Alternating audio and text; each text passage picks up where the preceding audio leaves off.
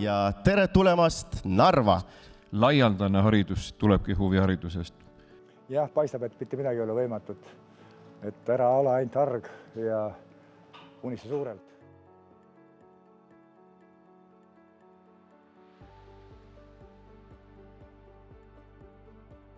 Teie käes on meie tulevik, sellepärast, et teie hoiate meie lastel pilgu õiges suunas, võib-olla ka nagu selle energiavoo õiges suunas ja annate võimaluse kogeda ja õppida. Ja see on kõige tähtsam. Ma olen täiesti veendunud, et iga kool tõesti peaks oma programmis draamatunde õpilastele võimaldama.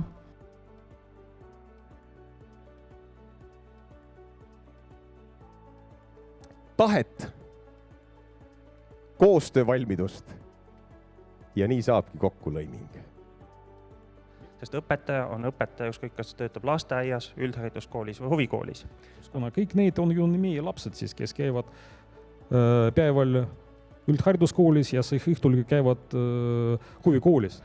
Et raha huviharidusse pannes investeerivad nad enda ettevõtete tulevastesse töötajatesse. Et meil peavad olema tugevad sõnumid ja head eestvedajad, ehk siis midagi muutub. Ja meil on vaja ka neid matemaatikuid, kes ei oska laulda.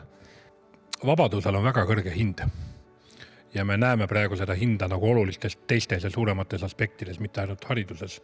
Ja ma arvan, et see on tegelikult huvihariduse üks kõige tugevam identiteet, et meil on vaba valik.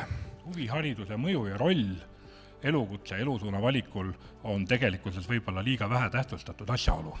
Sellele peaks rohkem tähelepanu pöörama, et me kujundame tegelikult elukaare õpiteed ja noorte tulevikku. Mulle jäi küll mulje, et neid samme astuma ollakse valmis ja tundub, et me ikkagi seal sillal lõpuks kohtume. Et see töö kannab vilja, et ärge seda alahinnake. Anname gaasi, mina julgustan küll proovima, katsetama ja just nimelt, et olla ise tugevamad ja olla teadlikumad nendest tulevatest raskustest või siis mitteraskustest, rõõmudest, et niipidi siis hoida ja kaitsta oma õpetajaid, oma töötajaid koolis ja püsida edasi mitmekülgse ja toreda koolina haridusmaastikul.